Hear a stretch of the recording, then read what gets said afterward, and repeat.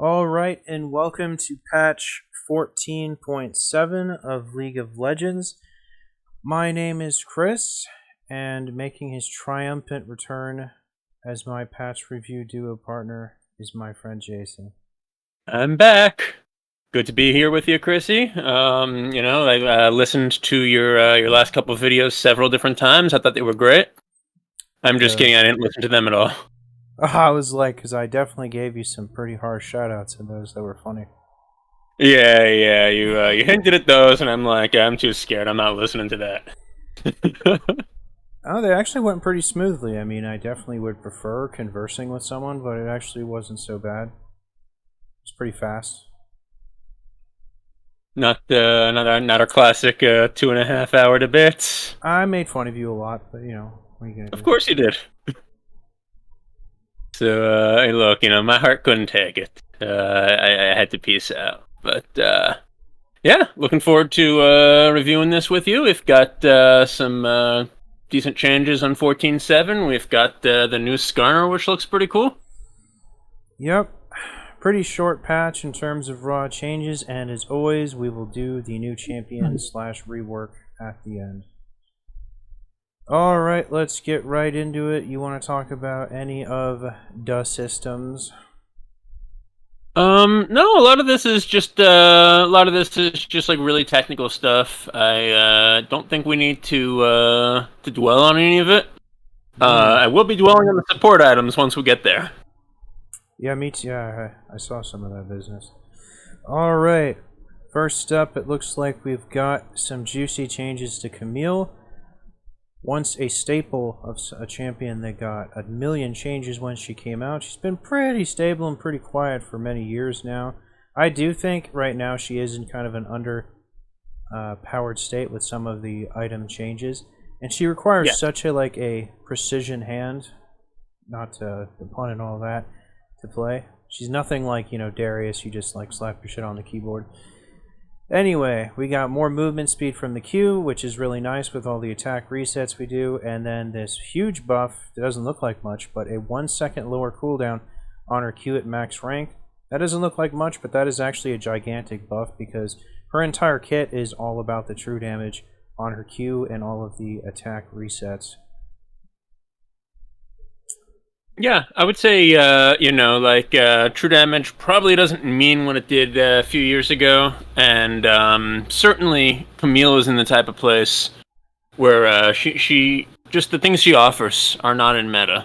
Sure, she's a fine duelist, and that's important when you're in the top lane. But really, you want the type of champ in the top lane that can 1v2 enemies. If you're even slightly ahead, and come out of that fight with more health than they started with. And Camille is just absolutely not that type of champion. There are several champions that can do that, and that's who's in meta in the top lane right now. That and obviously some corny range cheese. Yeah, you'd think she'd be kind of a split push terror, but she's just, like you said, she's not obnoxious enough in the side lane. And she is absolutely one of the most wretched champions from behind. Yes, she is.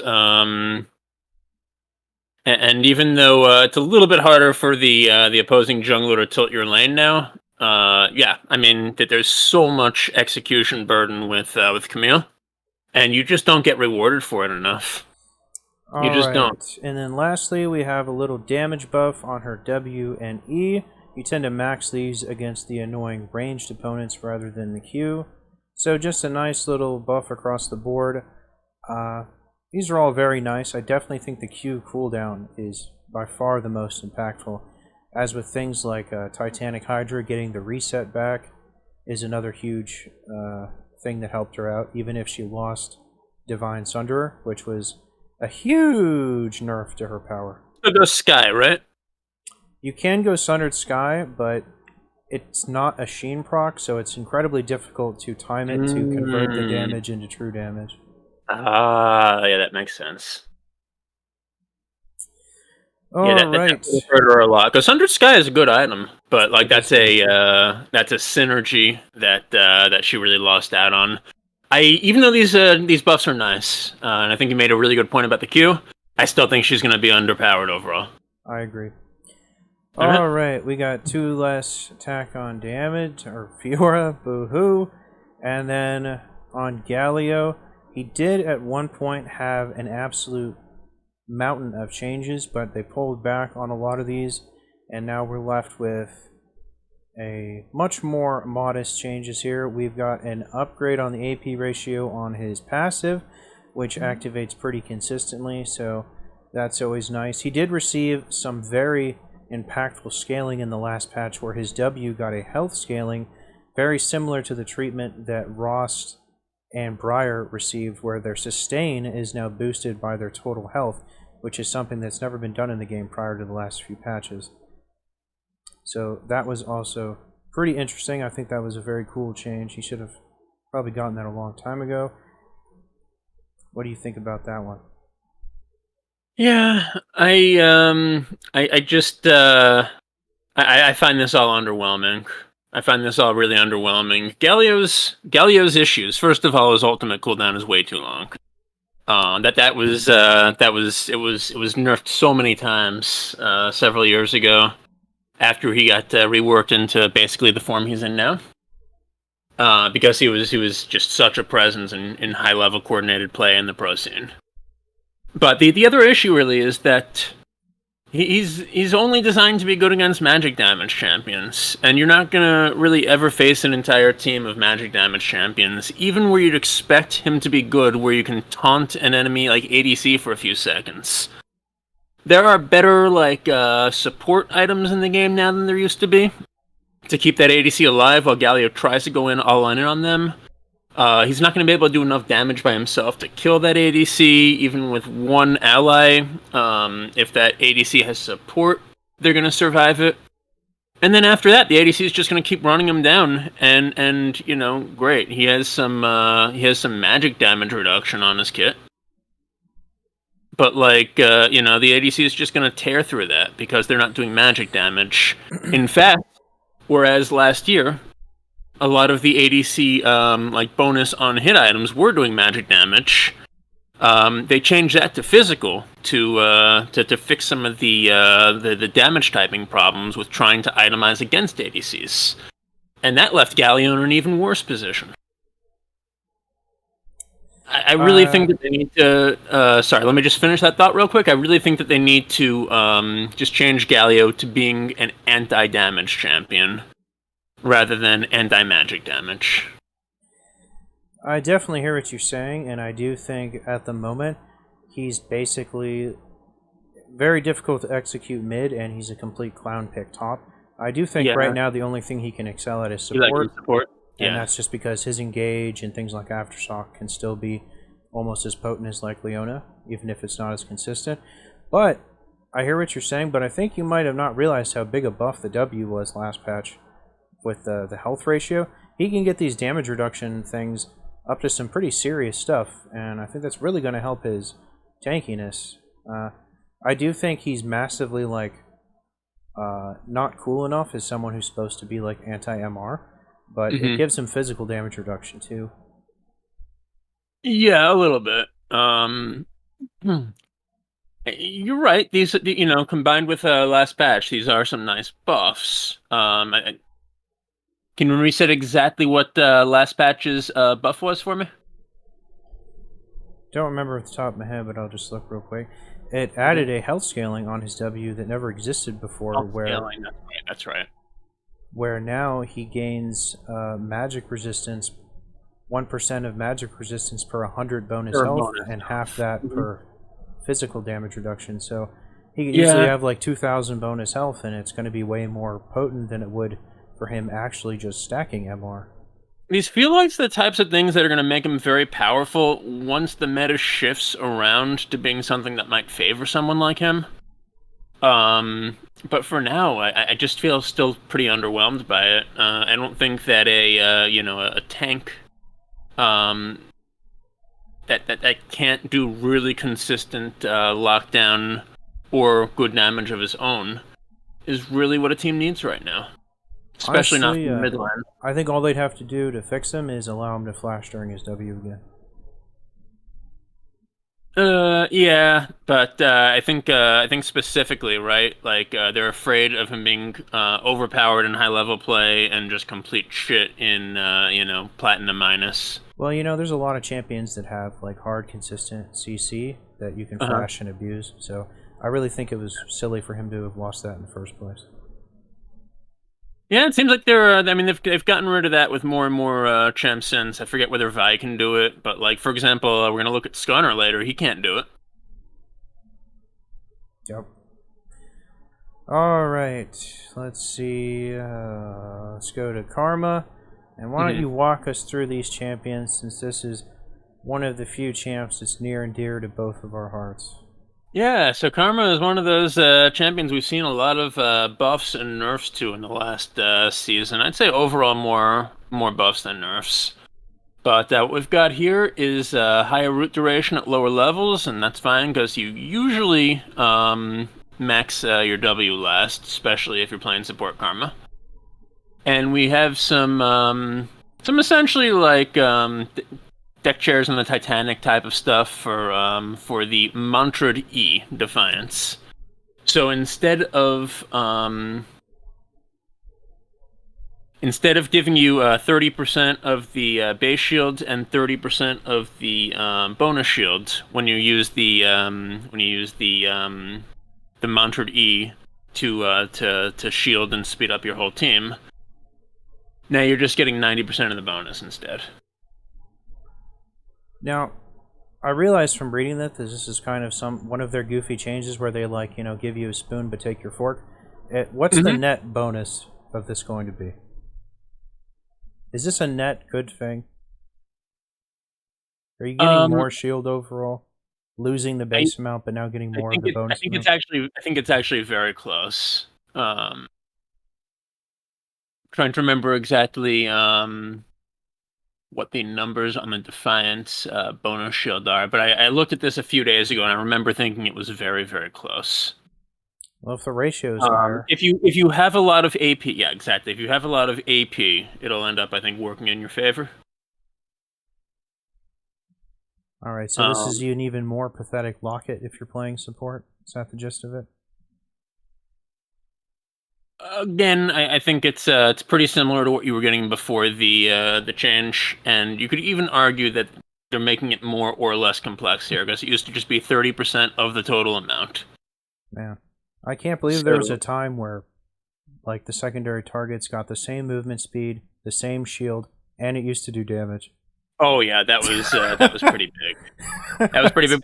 That was when the ultimate took like three uh, times as long to charge as it does now. I think the main change hmm. here basically is longer root duration for Karma until you max the W all the way, and that's pretty nice. Yeah, there was actually a nerf to her passive and her ultimate on here for a while that were pretty damning, and we're definitely going to Ooh, cut really? back on some of the late game silliness since I feel like Ultimate Hunter is basically a staple on Karma in its current iteration. Of And yeah, course. they nerfed the cooldown reduction you get from hitting people on her passive by like a second, and then they nerfed the cooldown at all ranks on her ultimate by like 3 or 4 seconds.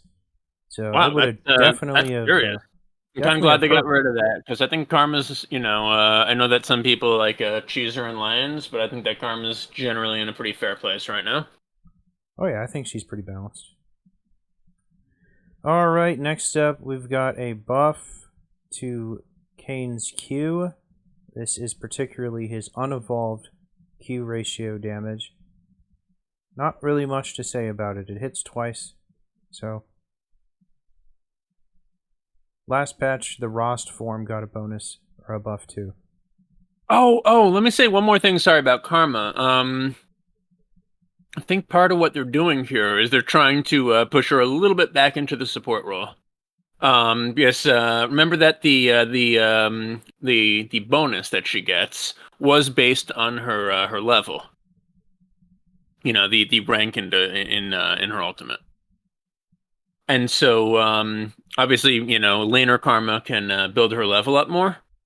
And by doing this, I think they're pushing this. Oh no, they're giving it to you based on Defiance's bonus shield. I think they're actually pushing her towards being a laner here. Yeah, I'm not gonna say it's anywhere near as good as it was like 4 or 5 years ago, Yeah, you but actually get more it's still shields good. more quickly if you're leveling her up very quickly. Yeah, this is actually a push towards Lanner, my bad. Um, so yeah, sorry, Kane. Yeah, not much to say. Just more damage before you evolve into Rost. Yeah. I don't know. I feel like he's always been a pretty strong champion. Maybe now a little bit less so than usual. Oh no, that health buff that he got, that Briar got, the same kind of the percentage of sustain scaling off of bonus health. That was Mhm. the exact kind of buff he needed after all of the nerfs he's gotten from his Yeah, passive. he's gotten a lot. Yeah, I mean this is you think about just 170% bonus AD ratio. And I mean, obviously, like Blue Can and even Red can both build a lot of AD in their kit. Yeah, and this ability has a very low cooldown and it does max health damage when you're Rost. Oh man, when he gets ahead, he has like 15, 20 kills, and he's just like flying through walls at 1100 units per second, Yeah, I and it's just find like the he gets play near style of you and hits that slash, you are dead. yeah, I find the playstyle of the Shadow Assassin to be kind of wildly uninspired. I really like Ross though. Well, that's your type of thing. I think Shadow Assassin's kind of cool, even though I'm not much of like an assassin player. It just feels so simplistic. I feel like it could have been more different. He could have. He could have. Like, I'm not saying he's like the best designed, kit ever made. But I think that it is a pretty fun type of style. Rust is more your thing. Rust is just like stand there and slobber all over him for a long time and do damage while you're doing it. Alright, next up, we've got a rare change to Lux, who just gets buffed like once a year for the last 10 years, and that is Yeah. not going to stop. We got more damage on her passive, which of course you can proc after every ability, and on her ultimate triggers it, and another buff on her Q. She's Funny really thing good with. is, I complain. I don't really. She used to be my favorite champion when I was like in high school. I don't know why. Were you Like, an e-girl? no, I just there was only like 50 champs or 40 champs back then, and no, I liked her kit. It felt like balanced. It felt rewarding at the time. I mean, it hasn't changed at all. I don't know. I haven't played her in years. I kind of evolved, moved on. Yeah, I mean, she's definitely one of the easier mages to pick up. I think she's a useful champion. And I'm surprised to see her get buffs, but there is a lot of there is kind of a lot of motion dive mobility is the word I'm looking for in the game right now, which makes her a little bit worse. Obviously, you successfully close in on a Lux, you can probably kill her. Um, Yep. All right. yeah, Next up, she's really good with Malignance and Storm Surge though. I'm sure she is. Next up, we've got Nami, who also doesn't receive a ton of changes either, and I also think is one of the most balanced champs. We've got let's see, we got less damage, we got more of a heal, actually a lot more heal here, which is nice. And Mm-hmm. does this mean that each bounce does more damage than before? Or that I'll tell you what it means. At 0 AP, it means that each bounce will do less than before. Once you get to 200 AP, it'll break even, and beyond that, you do better than before. okay, that sounds good. Then we got a bit of a nerf on her kind of more cheese lordy build with the Hmm. Emax. They have really clamped down on that the last 2 years, ever since people were running the double electrocute shenanigans, which I'm embarrassed to say me and my friend actually did for a couple months to wild success. Yeah, given that Nami is a little bit of a lane bully champ, I feel like this is a nerf overall, although at least they're not taking away anything from the E if you max it later on.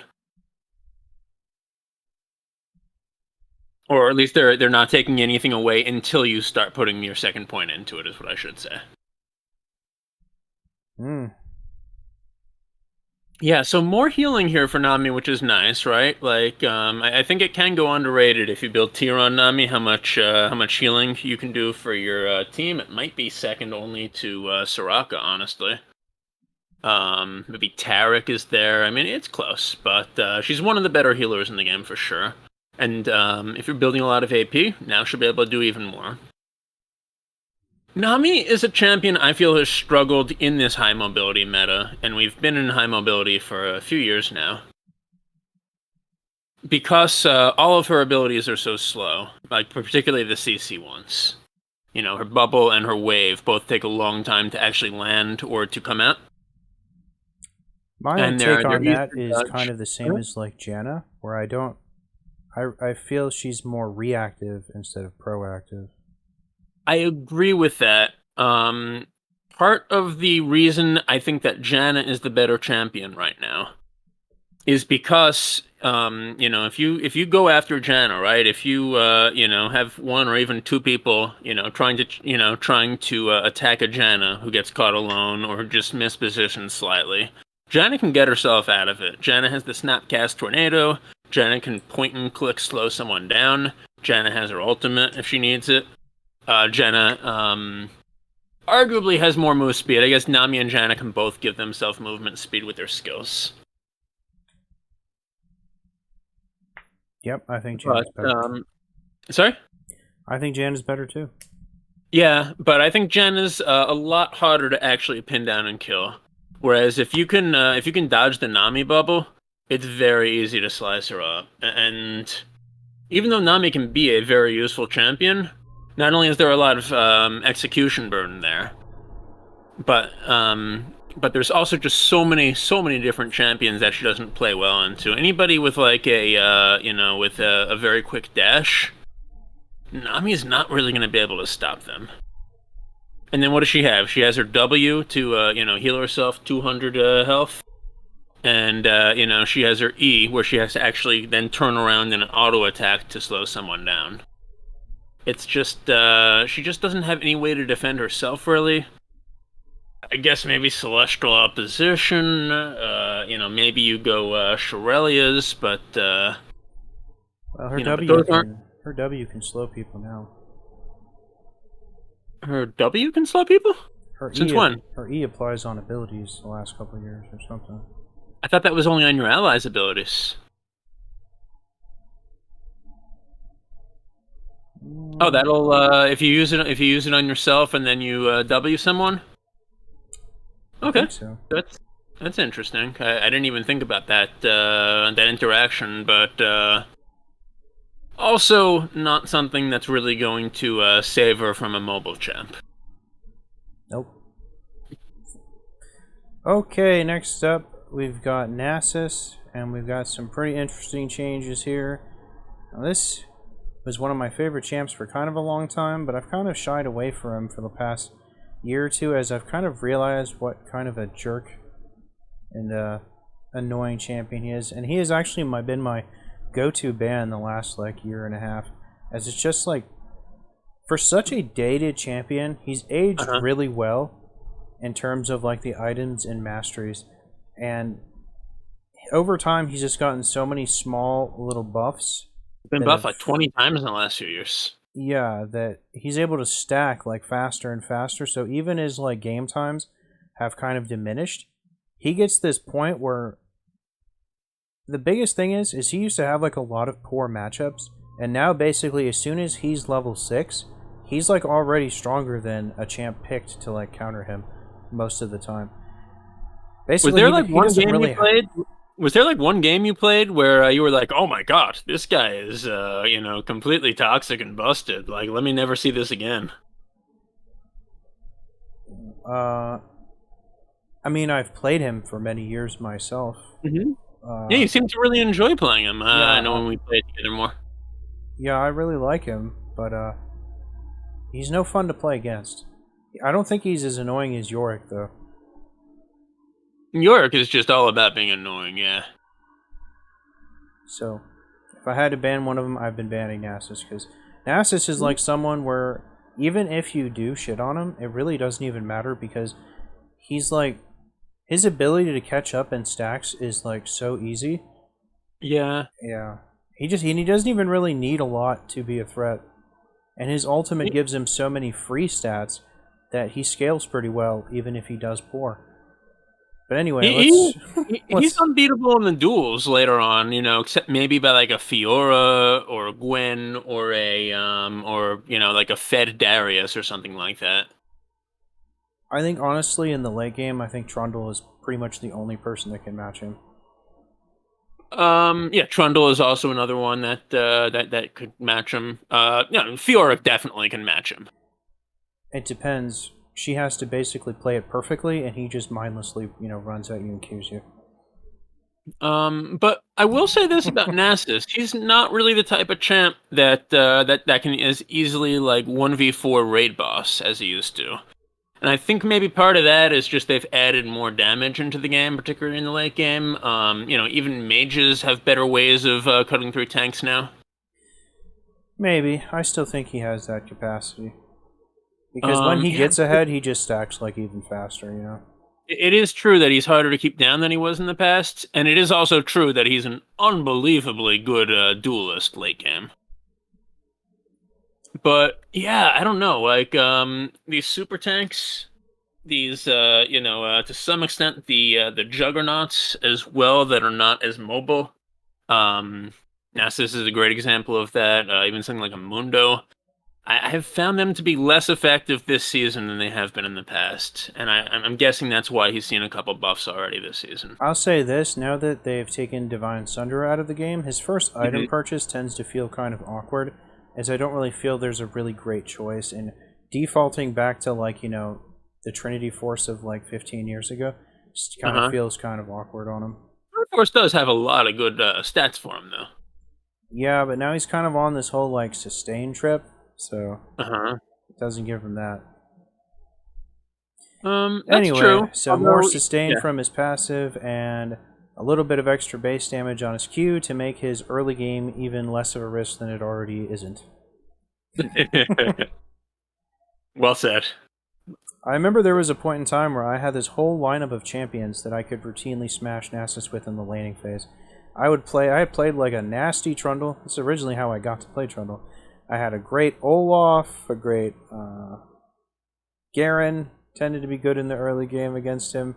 But man, Nasus just laughs in the face of like those champs now. Trundle is still good in the late game, but even if you misplay like one time, Nasus is like almost like Darius levels of like mindlessness. Because of how fast he scales. Far greater than Darius levels of mindlessness. I'd say he's almost like Cho'Gath levels of mindlessness. Yes, but you can make like if you make like any mistakes against Darius, it is so effortlessly for him to capitalize you. Whereas Nasus's kit is like a bit more restraining, I suppose. Yes, yeah. I guess. But still pretty mindless. Anyway, enough bashing on Nasus. He'll probably get a rework for a couple of years or something too. I don't know. He's like one of the least likely, I think, like classic champs with an outdated kit to get a rework, because I think most people actually still kind of like him. No, I think they'll keep his Q stack and then rework the rest of it, like Sion, where he kept the health stacking and then gained everything else. I certainly wouldn't mind that if they did like as good of a job as they did on Sion. All right. You think they're gonna have him have like some type of like crazy like mobility skill where he has to like steer himself? No, I don't think he'll get mobility because he'll probably get another damning kind of debuff like Wither. I imagine, and he'll definitely get a new passive because just giving stats is old school. Yeah, I know. Now it's all about the 3-hit. All right, let's move on to Olaf. Now we've got some encouragement to hit all the jungle camps with the Q and do the Q max in the jungle. And this is definitely going to be impactful when you're doing like the Raptors or the Wolves early, because you can easily... The axe is way thicker than it appears visually, and if you position yourself smart, like most people used to jungling Olaf do, you can easily hit the whole camp, grab the axe, and hit the whole camp over and over. So this is definitely going to help us clear out more than people realize, because you can spam the axe pretty fast, even at level 1. Now, for a lot of years, Olaf was the premier jungle clearer, at least in terms of speed. Has that not been true recently? Because they're making his clear even quicker here. I Or are doubt they it. just trying to basically all in on, like, he's the jungler that clears everything really quickly? I definitely don't think he has a fast clear anymore, especially when he's fighting the tankier single camp monsters like the Uh-huh. Gromp and the 2 buffs, Okay. Because when he's not low, his damage is pretty pathetic. Right, but the whole point of playing Olaf in the jungle is you let him get low, and then you lifesteal off the camps and attack them like crazy. Well, I didn't say he was gonna like die in the jungle. I just said Uh-huh. I don't think his clear is very fast outside of the camps that have lots of monsters. Okay.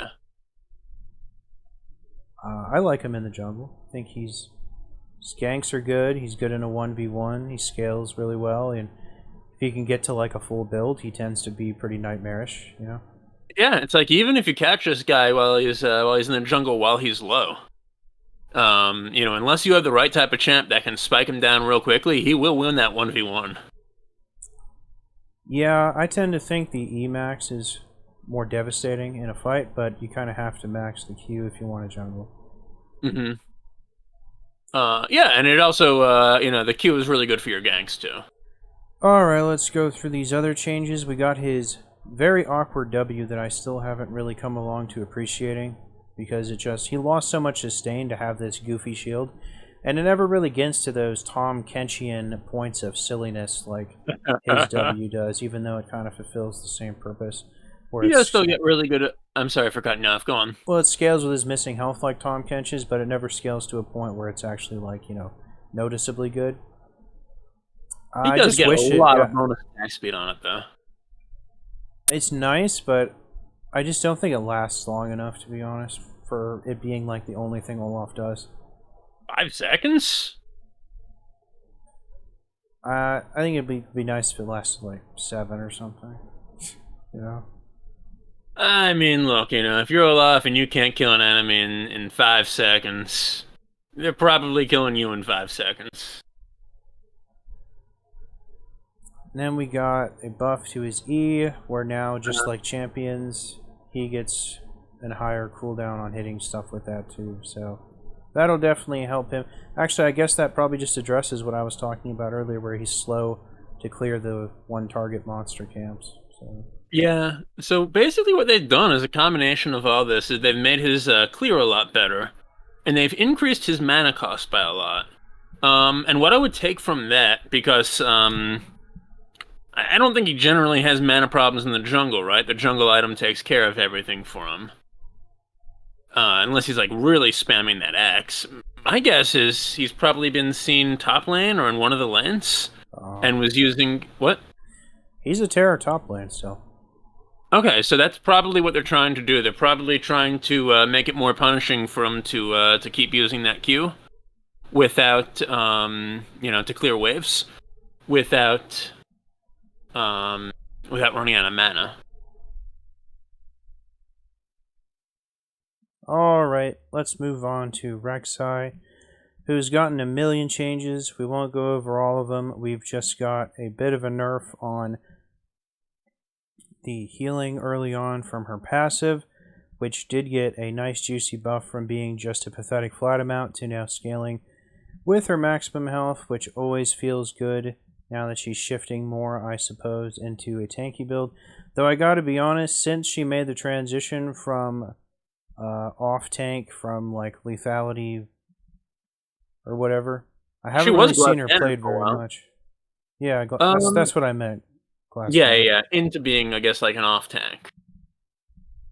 I've seen her played a reasonable amount when I've been playing. I'd say probably about an average play rate among champions. Maybe a little bit less, but look, on the curve of non-human champions, probably gets about a B minus.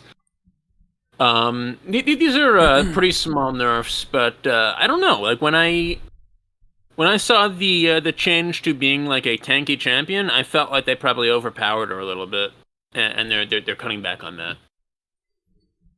Alright, next up we've got somewhat interesting change here. Apparently the experiment is over, and none of Rel's Yeah. abilities now deal massive bonus damage to monsters. I honestly don't even know why they'd bother to just remove this at all. I mean, you might as well keep the possibility open. I don't know why they bothered in the first place. Well, I guess maybe don't keep the possibility open because all it is a trap, right? Every jungle rel I've ever seen, except for maybe one, has gone, like 1 in 17. I mean, it was just awful.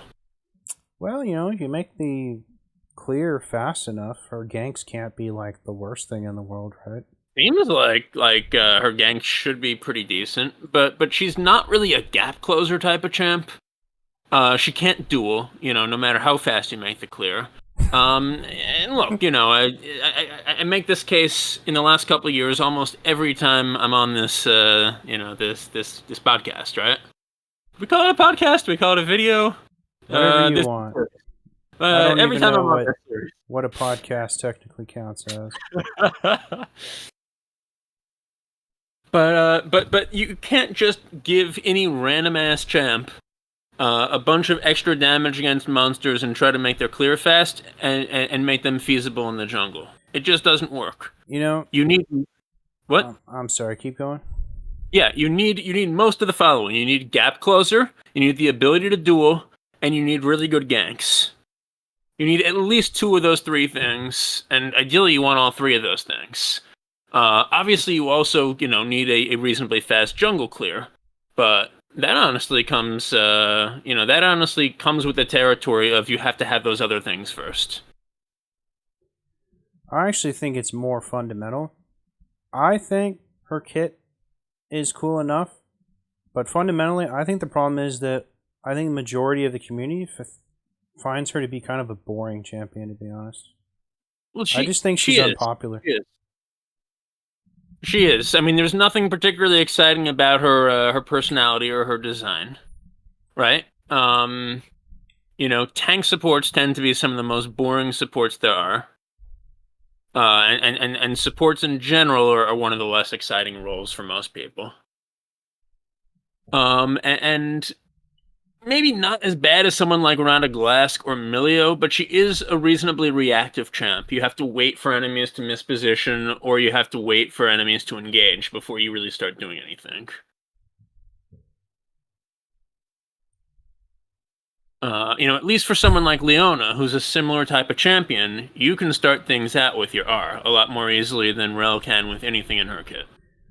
That reminds me of when we were doing our Renata Glask champion judgment. We just bashed on the champion for the first 20 minutes. I actually went to rewatch that because it was actually kind of funny.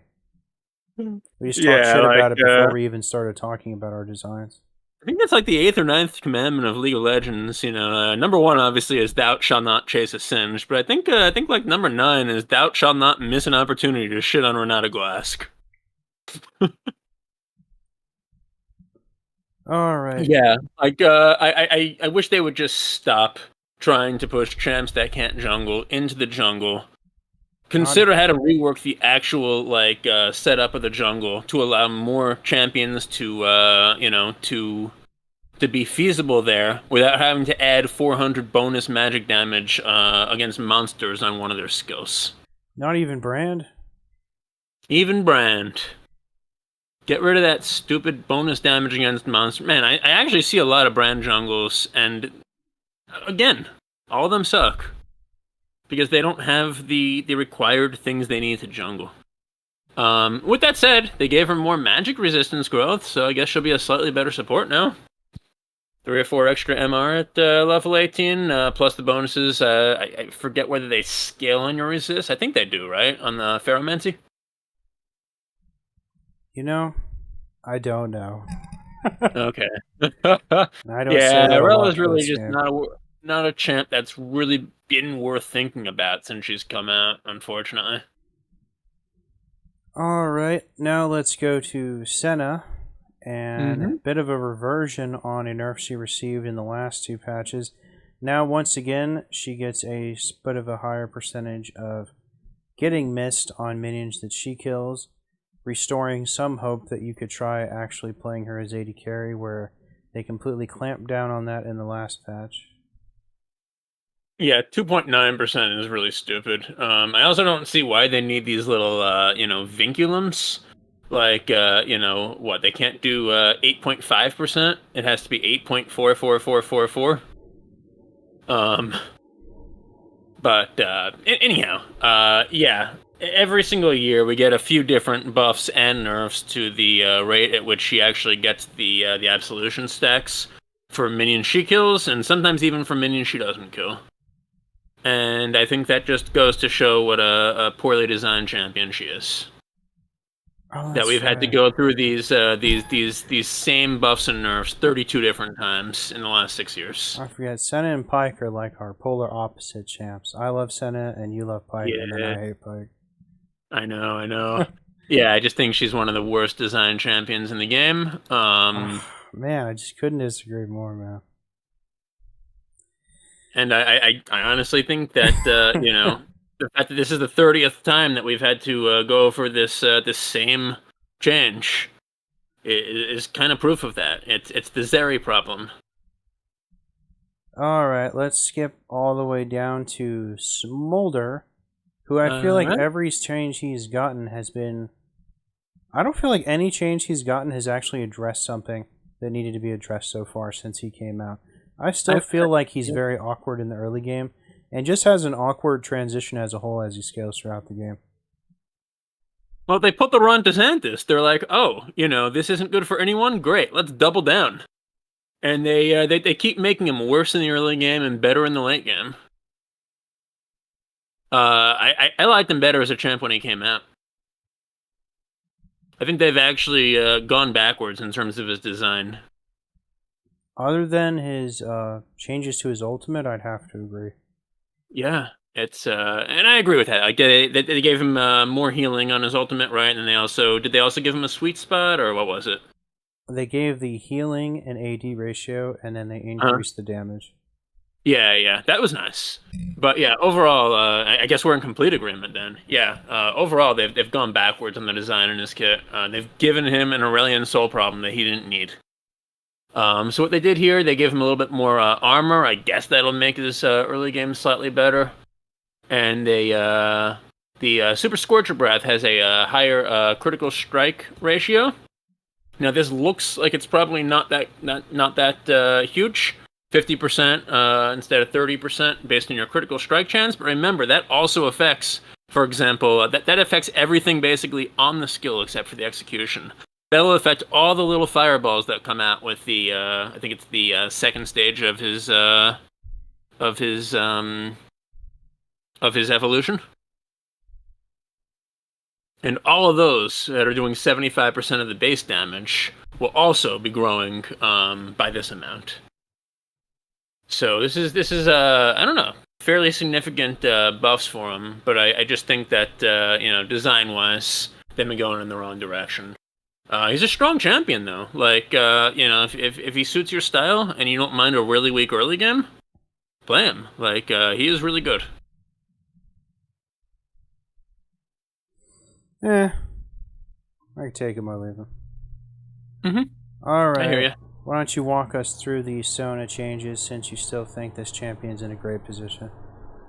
I don't know that I've said that. I do think she really does excel at late game team fighting more than pretty much any other champ. But anyway, yeah. So these Sona changes, slightly more damage on the power chord, particularly if you do the Q power chord. In fact, only if you do the Q power chord. Less on-hit AP ratio. So basically, everyone that gets tagged by Sona's Q aura will do more damage on their next auto attack. But that just got knocked down from 20% AP to 10% AP. So that's a pretty significant nerf on that. Significant buff on her healing. Sona's heal is pretty pathetic. The base number, I think, is like 25 or 30. And doesn't increase that much with level. They now must you'll have get 30 really had to ask everyone at Tencent to okay that health buff. Now you get the 30% AP instead of 15. So if you are actually building Sona with AP, you can get to a couple hundred healing per cast late game. That's pretty cool. And then the ally bonus movement speed. Sona gets more movement speed than her allies when she uses E. But the allies will get a little bit more with your rank in E now. Generally, you don't want to rank E until level 14 anyway. Or start maxing it until level 14 once you've maxed Q and W. So basically, what they've done here is they've taken down her early game power even more. They have also made her a little bit less of an offensive weapon. The extra utility, and particularly that extra healing, is really nice. Overall, I would probably call this a slight buff to Sona, depending on how you play her. But it is sad that that a champion who really could be like a sneaky good offensive support if you had a good early game, just lost some of that. Between the extra on-hit damage that you're giving your ally when you use your Q, plus something like Dreammaker, plus something like Ardent Sensor, which you might be building on her. There were ways to really buff your ally a lot, and they're taking some of that away. That's kind of disappointing. At the same time, again, doubling the AP ratio on her heal, really good. So overall, I'd say a slight buff. Just expect less early offensive power. When I look at Sona, it almost makes me kind of depressed because Sona and Soraka were some of my most played champions when I was in high school. They were, I think, they were my first two mains. I played so much Sona, man, and back then her stuff went a lot farther because she was kind of a novelty when she first came out, and for years after that. Sona back in season 3. Why'd you go Trinity Force? What? No, nothing that big brand. I would play Dominion with bots. I would get 4 bots on my team and 5 bots on the enemy team. And I would run around with Sona trying to capture all the capture points without even fighting anyone. That's pretty lonely, man. Man, I was nervous to do PvP back in my first season. Back in those days, me and my friend Matt, we'd play ARAM on customs of Summoner's Rift because there was no ARAM. Oh, man, yeah. And everyone would have to agree, don't go in the bushes. Stay in the middle. Yeah, ARAM came from, all those house rules that people made on, One Lane Rift. That was a real man's ARAM. He didn't make 20 gold a second by standing still back then. Everyone agreed not to go back to base in most of those games too, right? Yeah, you could only go back. Obviously, you could be if you really wanted to.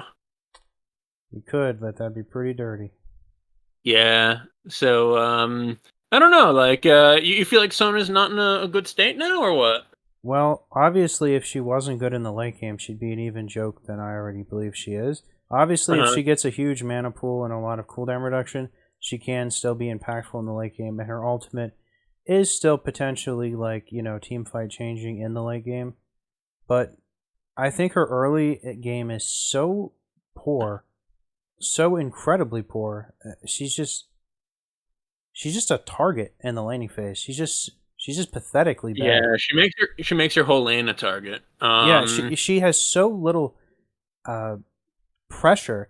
She just dictates everything her AD carry that she's supporting can do, and she's so easily bullied. She just makes it harder for your AD carry to farm. She's just unimpactful. It takes her too long. In the past, she actually had a lot of offensive poke early on. She was very easy to kill, but if you played the first few levels of poke well, you could not only push the other team out of their lane, you could get kills pretty easily if they tried to step up for minions. And they've taken so much of the early offensive power out of her kit over time. She's just a terrible early game champion. But I do think that maybe in those early to mid levels, 6, 7, 8, once you've gotten a little bit of AP at least, maybe from I don't know, your support item, from maybe a component of your something like a staff or I don't even know what. If you just have an amp tome early on, for example, I think the if you only have time that she's yeah like acceptable is if yeah her counterpart is also one of her contemporaries, like Nami or Soraka or Janna from the ancient hmm times. Anyone north of like 2000, like 12 or 13 or 14 or whatever is just gonna wreck her. She's just very dated. I'm fine playing a Sona into a Rel or something like that. Basically, if if the other team doesn't have the ability to like get in on you and kill you even when you have your flash up, I feel like she's okay. And certainly if the other team has like two or more like diver assassins, you don't want to play Sona into that. But in a kind of front to back ish kind of general game, I feel like she's a very good champion once you get to the late game. And the one thing that I think about this might actually help her early on is that increased heal ratio. Part of what makes her so bad and so vulnerable in the early game is that if you're actually trying to heal up poke, you are going to run out of mana so quickly because her W costs like I think 80 mana, That's another thing. and Shit costs too and, much. and the heal is so pathetically low. If you can get an amp tome and your support item early on, now you're getting an extra, I don't know, 10, 15 healing with each use of your W. That'll mean that you're spending less mana, and therefore you'll be less vulnerable to a dive at least. Alright, let's move on to her. Silas. Sona's not Renata after all. Alright. Is this what I think it is? I don't Is this don't know jungle what you think changes? it is, 'cause I'm not sure what it is. It seems like they just thought he was too good in the jungle, and they're trying to keep him in the jungle, but make him a little bit less good there. These are buffs, though. Oh, they're increasing it. Oh, that's weird Not because by I a have little seen bit. him. Yeah, they're increasing it. You're right. I misread that actually both Hmm. times when I first read this a couple days I'm ago not and now. actually sure I've seen someone jungle Silas before. Really, I see it all the time. I Like mean, all the time. he can't heal off the minions because his W only works on champions. So I don't that's think kind of I don't think I've recently played an entire day of League without seeing at least one jungle Silas. well shit. Yeah, I see him jungle more than mid. I see him mid occasionally still. Once in a while I see him support, but like most of all I see him in the jungle.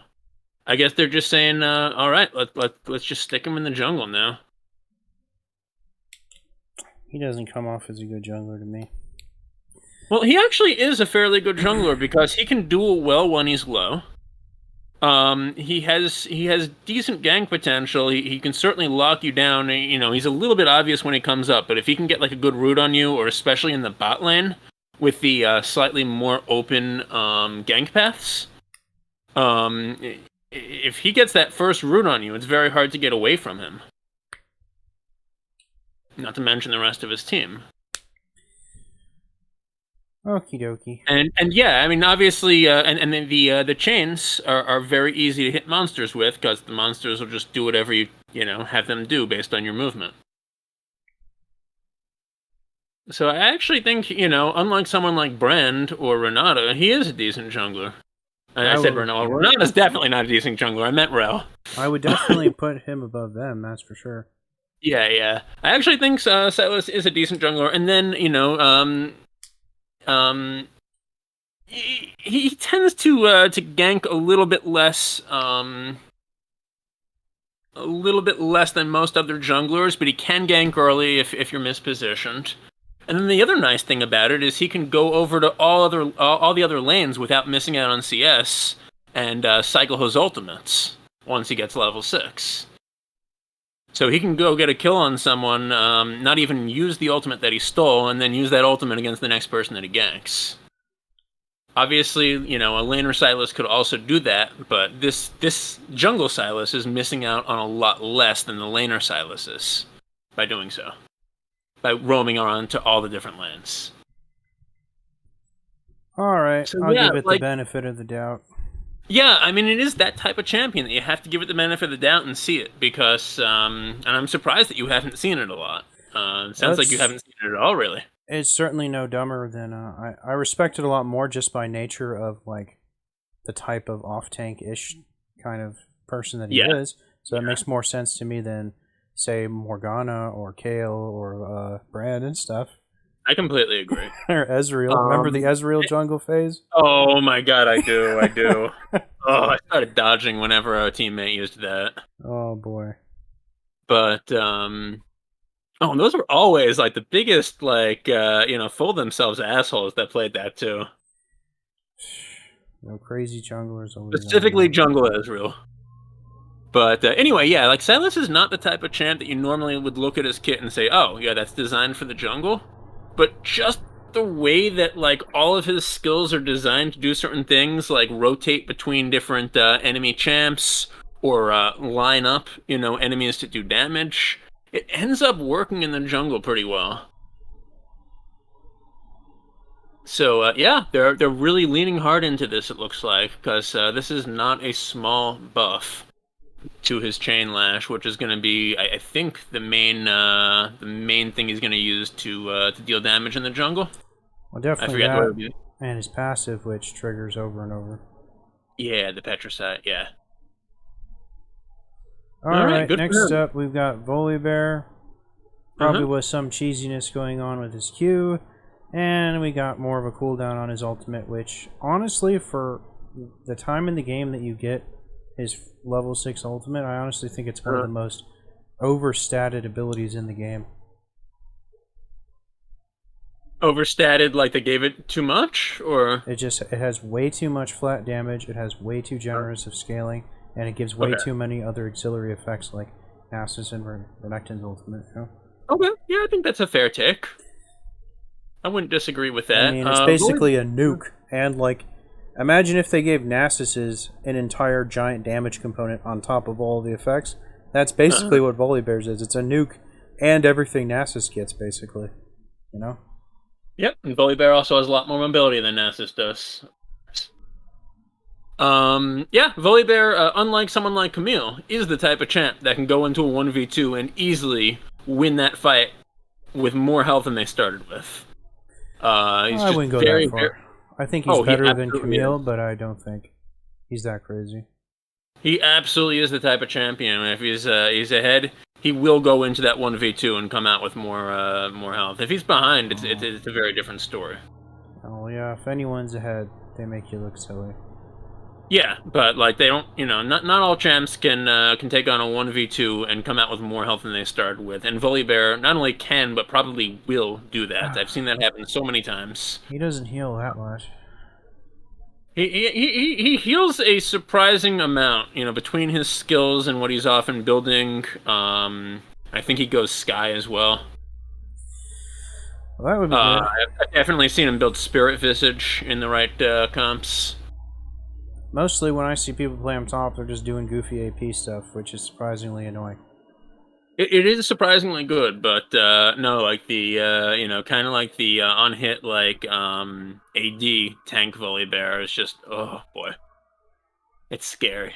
So yeah, I have absolutely no problem with them giving him some nerfs here. I'm not totally sure what was happening with the crit strike modifiers, but I have seen crit volley a few times, and I remember one of those games where he came up to tanks, and the tank was dead in 1 second flat. Now it sounds like I'm saying the tank was dead pretty quickly. No, the tank was dead in 1 second flat. He was building critical strike and attack speed. So I guess that's probably the type of cheese they were trying to deal with. But even just like semi-tanky Volibear, really good right now. Neat. I don't think he's gonna stop being good with these nerfs. Oh no, he's a solid champ. Yeah. Alright, that does it for the champion changes. Now we have a handful of item changes. Uh-huh. First off, we've got some supporter Rooney stuff. The Sheen item getting a since base damage is kind of a big deal for supports in the early game, this is probably a pretty big deal. This is a big deal. So- Yeah, this is a lot of the bonus damage you were doing from Bloodsong. 30, 40 Yeah. damage being taken off of your Sheen proc. And now it doesn't even do more damage than Sheen. Sheen already only does 100. What is the number on Bloodsong right now? It's I think The they've number? changed it once or twice. It's still 10% for melee and 5% for ranged. I still think this is one of the better support World Atlas items. I don't know what you want to go. Sightstone items. This is one of the better Sightstone items you can choose. But this is a significant nerf. I think they actually went a little bit far with it. I would have maybe made it, I don't know, 120%. Well, it looks bad, but I don't think this item is supposed to be about dealing damage. In lane, dealing your portion of the damage is important. In the late game where you're with your team, it's not. It's the damage amp that's really important.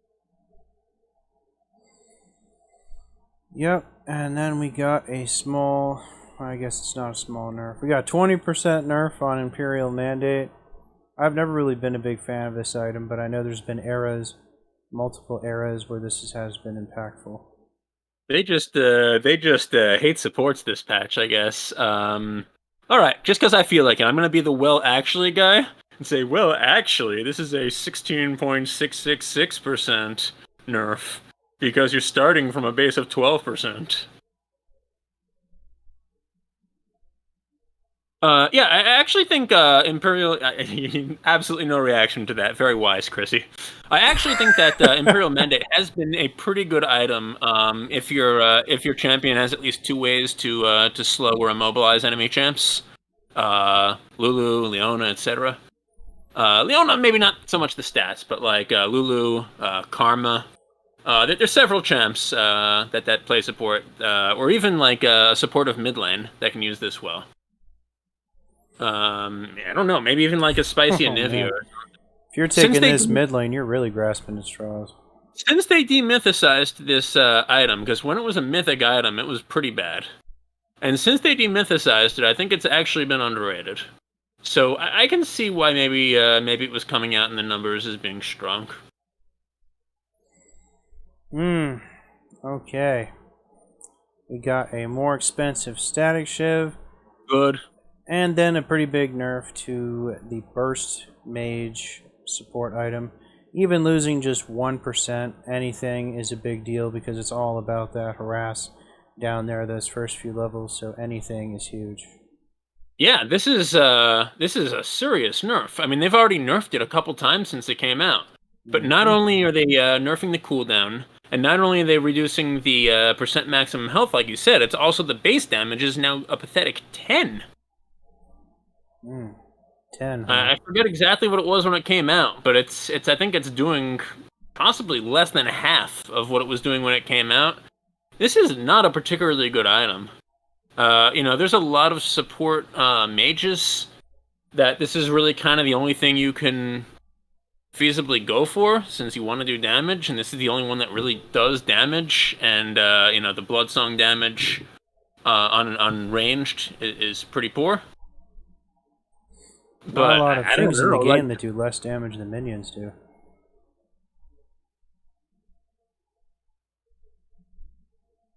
Yeah, there's not too many of them. I think the old what was the old item that built up to all the on-hit stuff?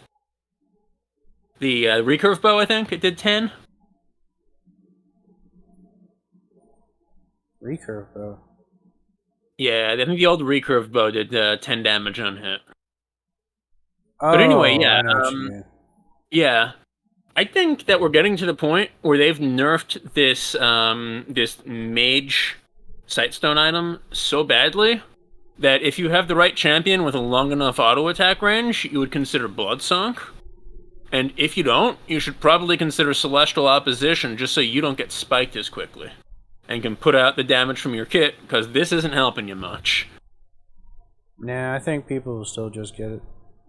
This is giving you, like, what, 40... And it doesn't even give you, like, AP stats any more than the other Sightstone items do. This is giving you like 40 extra damage in your whole combo.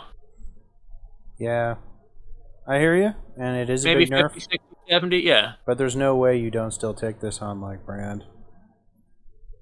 I Yeah. look, I play support Brand sometimes, and the key to playing support Brand is you have to play him like a bitch. I'm probably gonna, and I always have taken the Realm Spike on him. I think I'm gonna start taking Celestial Opposition on Brand. You do Because it. the most important thing with Brand is if you get attacked, you got to be able to, to get your 3 skills off so you can at least blow them up. And I don't think that an extra 45 damage is going to help you blow them up very much. All right, that does it for. No, it doesn't. We missed the What? most important thing in the items, because the support items now divide the number of divide the minion gold penalty threshold by the number of support items on your team. This is the stupidest change I've seen this season. Sounds like some communism. This is the stupidest change I've seen this season, and obviously they're trying to do this because they've still seen a couple of edge cases where teams are finding ways that they can make 2 support items on the team feasible.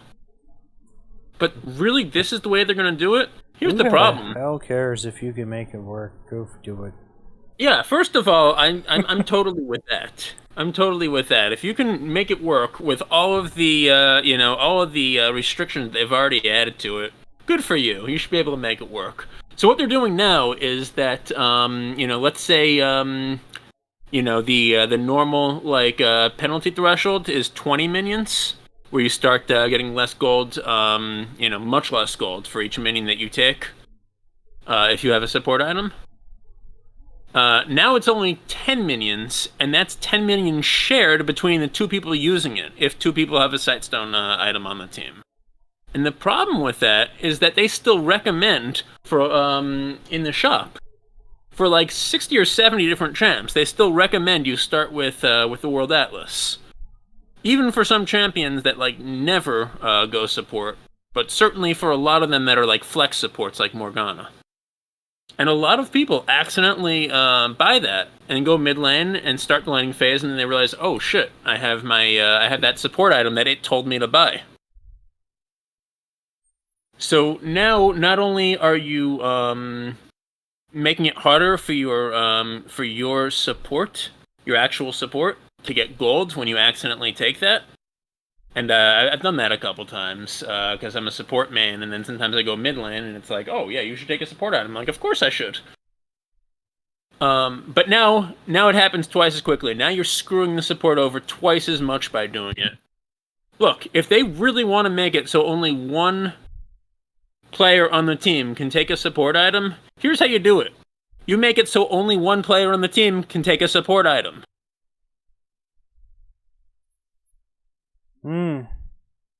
If somebody else want to be the person playing support, and then one of your teammates quickly buys one, and then it won't let you buy the second one. Here's what you do: Here's what you do: the person who queued for support has a 30-second window that nobody else can buy a support item. If that support leaves base with another item that's not their support item, that means that they probably did a lane swap, and the other people can immediately buy the support item. You know what my take's going to be. I've been bitching about the game since they took out the ruins. I'm always about having more ways to express yourself and having a bigger diversity of builds. So whenever they clamp down on stuff like this, I always think it's stupid. Yeah, I mean, they could even do something, gentler, and like, for example, your team can only have one World Atlas upgrade to the actual Sightstone. Other people can build it. Other people can get the gold generation for it, but only the first person to complete it, or the lowest level person, or whatever, gets the wards on the team. I think there's too much vision. I'm completely with you. I think that as much as possible, you should allow people to diversify with their strategies and do kind of cheesy stuff as long as there's an appropriate drawback for it. And I think that the drawbacks for the support items are fair, right? You can't get gold from minions. Who's going to take your minions if you're like a mid laner also building the support item, right? The jungler already has their own, they can't take too many minions. The other support certainly can't take your minions. You can't take your own minions because you'll have the gold penalty. So that only leaves like the top laner and the ADC that have to be in their own lanes. I don't see what the problem was. But again, if it's so freaking important to make it so that only one person on the team can build the Sightstone, stop setting the trap and telling 70 different champs to start with the Sightstone item when they're not the support. It's gonna be tough for the Koreans to find a way around this one. This seems pretty. This seems pretty one-dimensional now. It's like I have no problem with saying that something is too cheesy and we don't want it in the game. I have a little bit of a problem with it, I guess, like you do. But like, if you have to do it, you have to do it. But don't then set the trap and intentionally try to make people run into this trap of not having gold income. It suddenly occurs to me. I know this is about the gold, but another way to interpret this is it could be they didn't like all of the access to extra vision that would come with a second person having one of these. Yeah, I brought that up a minute ago. Okay, I was probably just fading away in one of your rants. Well, that was quite the revelation. Yeah, and the solution, like I said there, would be make it so that only the first person on the team to complete the quest gets the warts. Okay. Time for some fun stuff now. We're going to move on to the Skarner rework.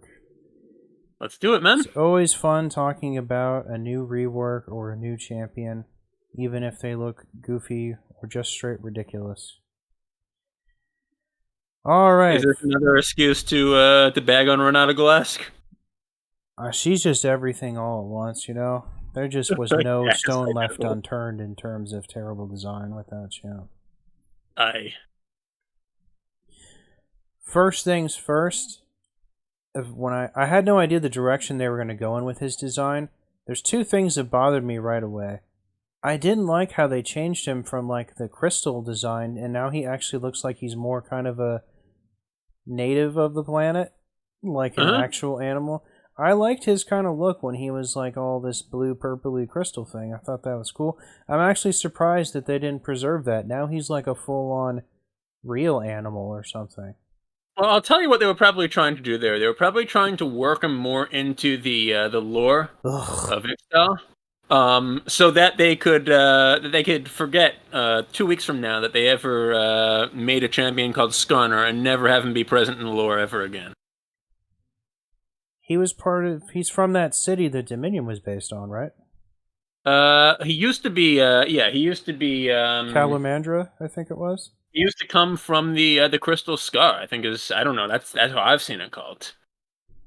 I think, but it wasn't the Crystal Scar was in a mining city called Kalamandra, and that's where he was from?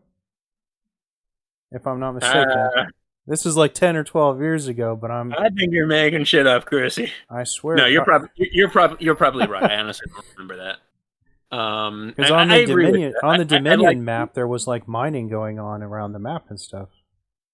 There was, yeah. That's probably what it was. I mean, you're probably right. Also, I agree. I liked the crystal design a lot. I don't dislike this design. I think the three tails is particularly cool. Now that's the second thing. One tail is a cool novelty, but reworking him and just giving him two more, that's just silly.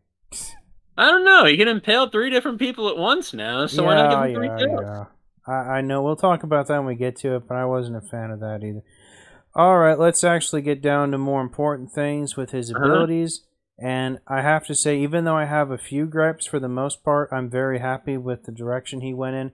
This feels like he's going to be even more of kind of a bruiser or tank than the old Skarner, but at the same time, it feels like he has easier tools to deal with like tanks. And as we'll go through this, I think he's just as much a threat to like squishies with some of these scalings, which are very generous. Not only the scalings, but the just the lockdown potential makes him a threat to squishies himself. True, but I don't think his CC is anywhere near as easy to execute as it was before. Really? Okay. Well, I've played around with them a little, and we'll get to Uh-huh. it when we get to it, but I'll explain like the physicality of it. So first off, let's talk about his passive, and this is a gem of a passive. I really feel like there's some lethal tempo in this guy's future, even if you're otherwise building him straight tank. And the way I'm like seeing his numbers and stuff, I don't feel like he even really needs a damage item. Like you could go maybe Bork and just go straight tank, or not even get any damage at all. Good on it, yeah. Yeah, and this damage on his passive is so incredible. I mean, it has no static cooldown like a lot of similar abilities. It's just a huge chunk of their max health. It's not physical. It makes him do more than one type of damage, and it applies on his auto attacks. It's just like it's very consistent, you know. This wouldn't be I mean, it wouldn't be a new Riot champion without a 3-hit proc somewhere in the kit. Yeah, this is kind of, I would imagine, is a bit of a throwback to his old Q, which was his super consistent form of damage. But this is way better than that ever was. This is some serious I chunk felt like damage. his new Q is kind of a throwback to his old Q. True. I mean, it is similar, but it's nowhere near Uh-huh. as consistent as his passive. His old Q had like a half-second cooldown, you know? Yeah. And in-game, his Q doesn't really come off a cooldown until you finish the effect, you know? Yeah, that's true. That's true. Yeah, I don't know if there's really that much to say about the passive. It's extra damage every 3 times that you hit abilities or attacks, basically. Yeah, I predict this guy's going to be really good against like the other tanks while not having to sacrifice much. Against like a pure tank, not like an Aatrox or a Volibear or something necessarily. No, I think I mean, he'll he might be be good against actually he them might be too. good against them too because of the CC. I feel like he's going to be getting a lot of heart steals because he has got a Yeah. lot of good ratios for his health and Oh, stuff. he's a jungler though. You think he's going to Lance? I think Heartsteel will just be too appetizing with all the health scaling he has, you know? Oh my god, you think as a jungler he's gonna build Heartsteel? I don't see that. I don't know. It's going to be the way that he scales. You know? He's got too many health scalings that are too powerful to, like, not ease into it. And he really he doesn't need any damage. The way they have him designed, he does so much chunk damage from his health and the target's health that, yeah, he's just set up in a much more, I don't see the Heartsteel. lot less I item dependent than the old Skarner was. I see like the Sunfire item or the MR Sunfire. I certainly see possible on hit. I see. Oh my god, I was just thinking. Oh, I see Anathema's Vow. Um, yeah, I see. Full tank items like even like Warmogs. I don't know that I see the Heartsteel on a champion that's going into the jungle. And let me just get this right out of the way. I see Jack Show. Let me just get this right out of the way. This Skarner will be way better top than the old Skarner, for the reasons I'm going to explain throughout this. Do you think that's intentional? Like, if he ends up being good top, do you think they're just going to nerf him there over and over? I don't think he'll be so good top that Uh-huh. he'll be nerfed, because I think he'll be good, like in the way that Ornn is. Yeah. Like not like Well, I mean, Ornn's a top laner. Ornn's not a jungler. he won't can be like a jungler. annoyingly oppressive like Darius or Nasus. He'll just be like very tanky, and he'll do good chunk damage. And while building tank, and the other person's still building damage, he'll be able to beat that person, like Riven, for example. Yeah, and he has a lot of like target maximum health ratios in his kit. So so like you mentioned, he will be good against other tanks. Yeah, and he does a lot of physical damage, whereas his super consistent passive is only magic damage. So Oh, can itemize against him. yeah, and his passive, you can trigger it like just super quick with the autos and all of his abilities other than his ultimate and his W. It's just super good. Yeah. Do you think he goes something like Winsus after Borg, or do you think he stops at Borg and then starts building tank? I feel, yeah, Ginsu's could be a stand-in. Particular, I don't know. I didn't try that interaction, Yeah. But if Ginsu's like allows him to apply 2 stacks every now and then instead of just one when he autos, I could see someone getting that instead of like Bork. You know, that wouldn't be silly. Yeah. I didn't really think of that because I don't know if that it says basic attacks on hit, so that as long as it says on hit and not on attack, that means Bork will work. So Ooh. Nice. So then yeah, Bork should work. All right, let's next go to his Q, and this is one of the reasons I think he'd actually do really well, Tom. The old Skarner's Wave Clear was absolutely fucking pathetic. This Skarner's Wave Clear is absolutely ridiculous. Like, you can, when the cannon wave comes up, if you just hit the cannon like 3 times, it's almost like enough damage to just kill. It does splash damage, I'm about to explain, but it's almost enough to just wipe out the other 6 minions in like one go. So basically, he pulls a rock out of the ground, but he doesn't use it until the 3rd auto. He gets 3 attacks and more attack speed.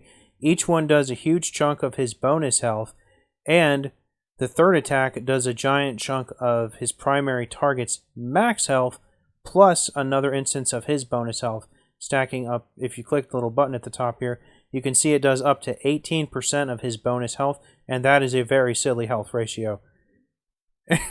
So the final attack is like a freaking nuke, and it basically just clears the minion wave. It does so much splash damage. Even the first 2 attacks do a lot of splash damage, but the 3rd one does so much, it just wipes the casters like psh, and the melee ones aren't proof far. So just one ability by itself is like just amazing wave clear. And the 3rd auto, clear, the surrounding enemies take the entire damage from your attack plus the bonus damage, or only the bonus physical damage per hit? no, everyone gets hit by everything that's next to it, and it's a large AoE, like including your base attack. Exactly. Oh wow. And the AoE on this is pretty suspect. Like, I know it says 300 here, but I swear I was aggroing like monsters over walls while hitting minions with this. Oh my god. I saw the Gromp come over the wall more than a few times when I was hitting the minions in the minion wave. So I know it says 300, and maybe the 300 might just be the first 2 auto attacks, and the 3rd one's much bigger, or something like that, but I swear, the AoE on this is insane. Like, you'll easily hit the entire minion wave, let me rephrase that.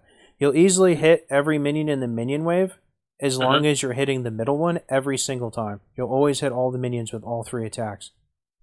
So, the wave clear is off the chain. And then, it has this auxiliary effect where, if you don't use the first 2 attacks, you can quickly Q again to launch the rock as a projectile, and the rock launched does the same damage as if you were to get to the 3rd attack. And if they happen to be next to a turret, funny enough, it does damage to turrets, which is kind of funny. Oh yeah, and it slows them. The 3rd attack slows, and the rock slows. Yeah. So it explodes upon the first enemy hit, but then it also has a 300 radius around it, which is fairly big. Just for anybody who doesn't understand the radii in League of Legends, basically when you see 300, think of like a champ when you start in the beginning of the game, you have about 325, 330, 335 movement speed. That's the amount of units that you can move in 1 second. So basically, if you start from where the boulder actually hits the target, and you go another, and you take a champion that had 300 movement speed, which would be slightly slower than you are when you start the game, and they walked away from that target for a full second, they would still get hit by this boulder. Yeah, something easier to visualize is if you're standing in the middle of Anivia's ultimate or Viger's cage, that would be roughly the same size as this. Okay. Except, like I said, the 3rd one seems to be bigger than that, I swear. I don't know. That's what it feels like, though. Alright. And another thing is, it feels like this should reset your auto attack timer, but it doesn't. So if you like auto and then Q, it feels like you should auto attack right away, but you don't. What he does is he just digs into the ground and picks up a rock. I don't know. Maybe eventually they'll make it reset his auto attack timer, because it feels like something that it should do. Let me ask you this from a kind of like conceptual theory crafting point of view. Let's assume that his wave clear is as superb as you're saying with his Q, even early on. What is he going to be able to really get from that wave clear? Like, what is he going to do after he clears the wave really quickly? Well, what does anyone do when they push their balls off and then just leave the lane? Well, when they're a mid laner, they roam. Well, when you're top lane, you go do that new camp in the Baron Pit, you dick with the enemy jungler, you get the scuttler, you help, you do all the things everyone does that has You obnoxious basically move wave. around with your jungler is the purpose of fast wave clear top lane. Yeah, I mean, we live in the pressure meta. All you want to do is push, create pressure, and go do Yeah, something I guess else. you can also back real quickly if you have good wave clear. That too. You can time it with the cannon minion and all that good Yeah, stuff. yeah. Back without losing a wave. That's the same thing you'd be going for if you were playing any top laner. Yeah, but I guess you'd be especially looking to play this guy top with a jungler that can be very aggressive and can test things top early on. Yeah, just depends on what the situation And certainly when is. that jungler comes to gank, the Ixtal's impact isn't going to hurt to have. We'll get to that, but that ability is pretty tricky. Yeah, but it won't hurt. Yeah. Okay. Next Even up. the ability to just like rip up the boulder and slow the enemy as your jungler goes after them, not bad. You can, but that one's actually a little tricky to hit. It's kind of like Yeah. Nar's Mega Gnar Q, where he throws the house or the boulder at you and stuff. It's kind of like that, but it feels a little clunky. All right, next up we got his W, which is kind of the most similar ability of what he had before. Yeah, so the Except- old W, I think, gave you movement speed and a shield based on your maximum health, right? And AP. Yeah, it gave scaling movement speed the longer it was on, but it didn't do damage like this one. Right. Now, the only thing that could have made this guy's kit even crazier is if the damage component of the shield exploding also scaled with his maximum health, but sadly, that is not the case. But having this fixed at a 9% of his max health, it just scales so much better. Jarvan wishes that he had this W his whole life cycle, because this is basically Jarvan's W, but way better. Because it does damage, it scales way more consistently, and the hitbox on this thing is redonkulous. This is like Nautilus's E. Yeah, it's a big radius, and it says that it expands quickly. Yeah, it's I'm like actually looking it at just what blows. quickly means. It's like It's Nautilus's a E, quarter but second to faster. 700. You're not getting away from this. Yeah, it's like Nautilus's E, but way faster. It's Yeah, you need crazy. to blink to get away from this. There are very few dashes in the game that would even get you away. Also, I predict Iceborne Gauntlet is going to be obnoxious as a motherfucker on this guy. I mean, he has so many ways of proccing like the Sheen fast, and he has so much slows and like, and stuff is just going to be pretty silly. He's going to have a lot of stick-to-itiveness. So I guess maybe ideally you would use this at the very end of your E or R suppression time, so that the enemy that you suppressed and is finally back to having control will now have a hard time getting away because they're slowed, and you can get out with a shield. That works too. And the cooldown's very generous for an ability like this. Oh wow, yeah, I actually missed that. The cooldown is quite low, so you could use this really at the beginning of your combo to go in, and assuming you have 30-40% ability haste, you will be able to use it again at the end of the suppression. Another reason why I think Heartsteel would be really good on him. What is this? Probably the second ability you would skill, QWE? No, I think you still want to max your E second because the damage component on his W is kind of not really a big deal, and the health value on the shield remains static. So, what are you maxing the? Sorry for getting a little bit off topic, but what are you maxing the E for? I'm just saying max the E second and max the W last. What are you hoping to get out of maxing the E before the W? Just a lower cooldown and more damage, where the main draw of the W isn't the damage, but the shield, which the value remains static. So I suppose, but if you're saying that the E is harder to hit than it sounds like you're only getting 30 extra damage out of each rank of the E. You're right, but the cooldown yeah. goes down drastically, and we'll talk about it. But It does. the E is also his escape tool as much as it is his like gap closer. I see. I see. All right. With that said, let's get to his E, All which right. got Can I just wildly say something quickly convoluted. about the W though? Yeah. What? I think that this sounds like it's a very useful ability. That'll play well. That'll play as an important part of his kit. I just do wish that they had more like skillful defensive moves in League.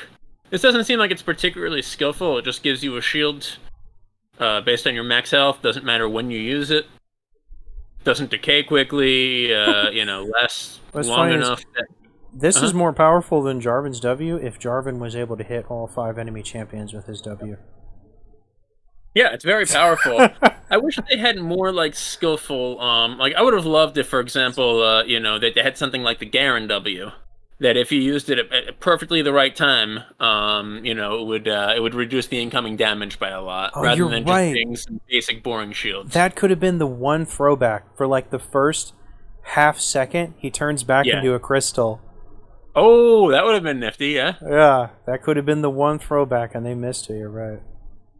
Yeah, or just made the ability to slow the enemy that's around you more skillful than are they near you? Hit W when they're slow. You know, I hear what you're saying, but at the same time, I feel like it's nice to have something kind of conventional and cool and consistent with these champions when going into 2024 and all. Yeah, I hear you, but he's got his passive, which is pretty conventional and consistent. He's got his Q, which is so versatile that it becomes consistent. So I would have liked more skill in the defense, just as a general design point for League. This would have been a really cool place to do it, but they didn't, and I don't think it's a bad ability. I don't think it's a badly designed ability. I just think they could have made it cooler. Alright, now let's move on to his E, which is definitely his most confusing, impactful, and probably important ability, as it kind of does a lot of things, and it's going to serve a lot more purposes. Now, in function, this works exactly like Sion's ultimate or Nunu's W, but it's much more fast. It's much more responsive and faster than either of those. And by faster, I don't mean like top speed. I mean like you get going right away, whereas those you kind of just sit there and you get slow at first. This only lasts like a few seconds, but during that time you run the entire course of like the thing no matter what.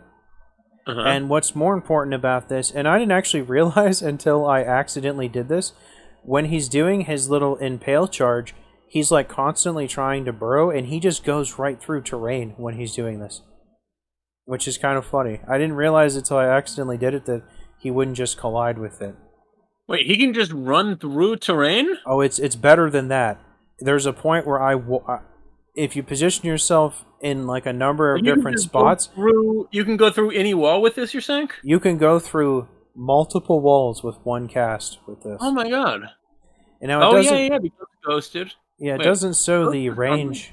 Doesn't Ignores show the terrain range. collision, yeah. Maybe I'm missing it here, but it doesn't show the maximum 6. Oh, maybe it's 1150. You can calculate it. It's it's an average of 550 movement speed for 2.75 seconds. And it slightly changes the total amount of time that you're doing it, if as well as the speed if you actually catch someone. But let's say you don't catch anyone, you'd be moving a total distance of 550 by 275, which is about 1,500 units. I was gonna say it feels very similar to Xerath's Q. That was what I was gonna say, based on my. I think it's longer than Xerath's Q. I think that's about 1,100. Well, it feels around that same way. Suffice to say, you can just sit on the other end of a wall and just go right through the wall and run into someone. Now, another thing I didn't realize is you only do damage to someone with this ability if you collide with them. And not only do you need to collide with them, you have to then ram them into a wall. You only impact the wall if you're holding on to an enemy champion. And only then, when you when you attach to them and you ram them into the wall, are they dealt the damage component.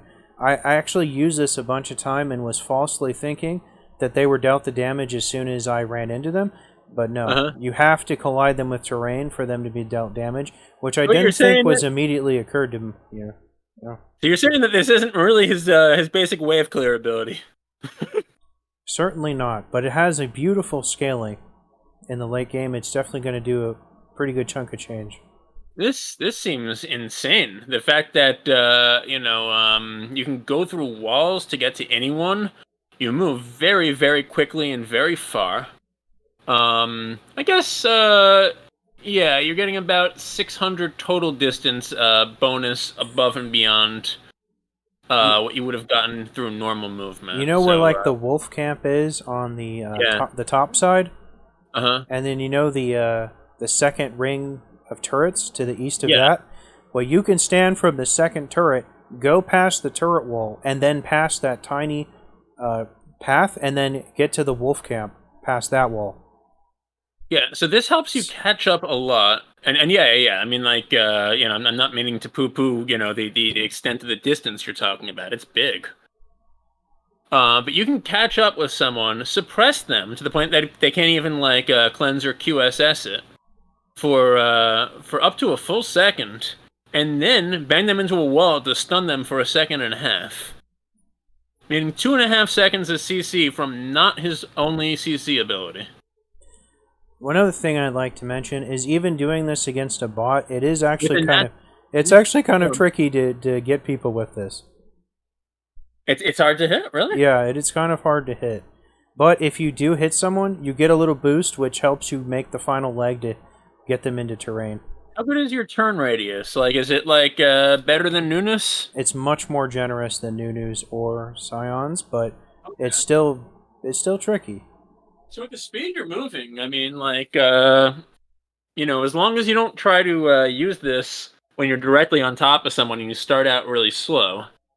But you give yourself a little. No, that's the beauty of it. He ramps up like very quickly.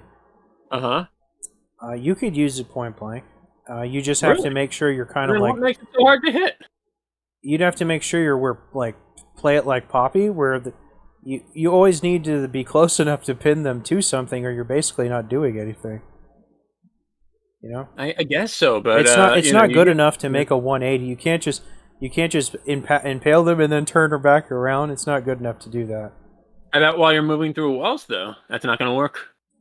No, you can't take them through walls. You start hitting terrain if you have someone attached to you.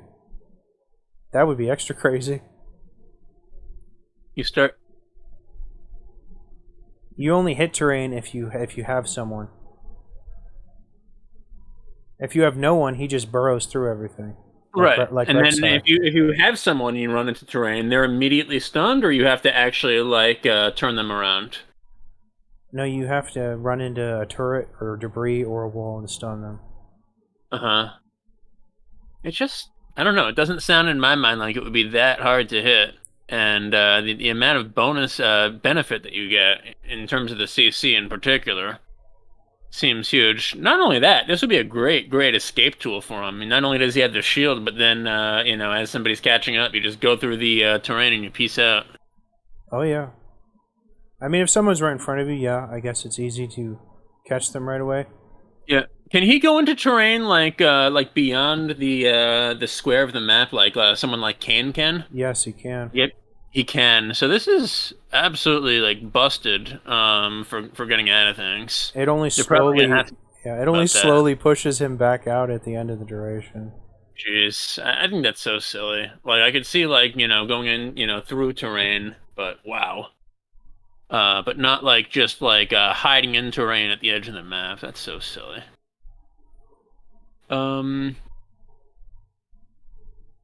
This especially with Anathema's chains, which makes all the CC that the target takes last even longer. That's a pretty niche item. I'm surprised that stayed in the game as long as it has. I very rarely see people use it, but it's actually an item that I use quite a bit when somebody on the other team gets far ahead and the rest of the game is pretty even. Then I just place it on them. But anyway, yeah, like this is such an impactful ability.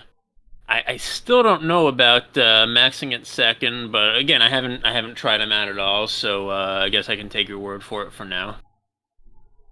Just feels like you're getting more than a W max second.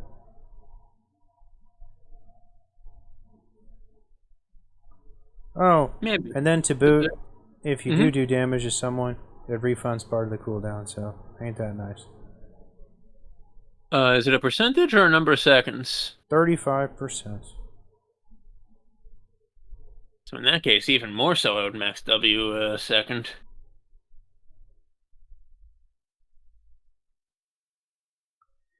Alright, let's go on to his ultimate, which is still pretty similar to his old ultimate, but with a couple key changes. The biggest of which, now he can grab a goofy 3 people instead of just 1, which I'm honestly surprised this is the direction they chose to go in this. When I first read this, I thought the idea was that they were shifting his ultimate into this E, and then I read his ultimate for the first time. I'm like, Makes sense. oh, they kept that, but now They duplicated it. Yeah. it just made it more silly. So now, I mean, if you get away with this, this is like almost as good as like an Amumu ult, you know? Something like that. If you're just stealing 3 people. Now, with that being said, there is a huge, huge downside to his ultimate now. A lot of Long the... cast time? What? Are you talking about the cast time, or? Yes. The a lot of the surprise factor has been diminished. You can no... casting this locks out your flash now. So you can no longer, like, cast this, then flash. You have to, like, flash and then cast this. And because this has, like, a very awkward cast time, think of it like Riven's second half of her ultimate. That kind of feels like the delay. It's not just like when he's next to you, he's just like yoink and just gets you right away. That reactivity of his old ultimate, I feel like it was a key selling point with its, like, you know, versatility, or just not versatility, but power. Now you can actually miss his ultimate, which is kind of awkward. It's kind of like a it's a large cone, right? It's like a wide cone. Yes, it is a wide cone, and then over time the hitbox slowly diminishes into a straight line, and then anyone that's left in there gets yoinked at the end. And then if you get anyone, you do get movement speed, so that makes up for him losing his W before. So that's always nice. Then he has some quality of life stuff where he hits him over the head with a rock, or he casts it at the end of an E if he's holding on to his E or his Q still. So.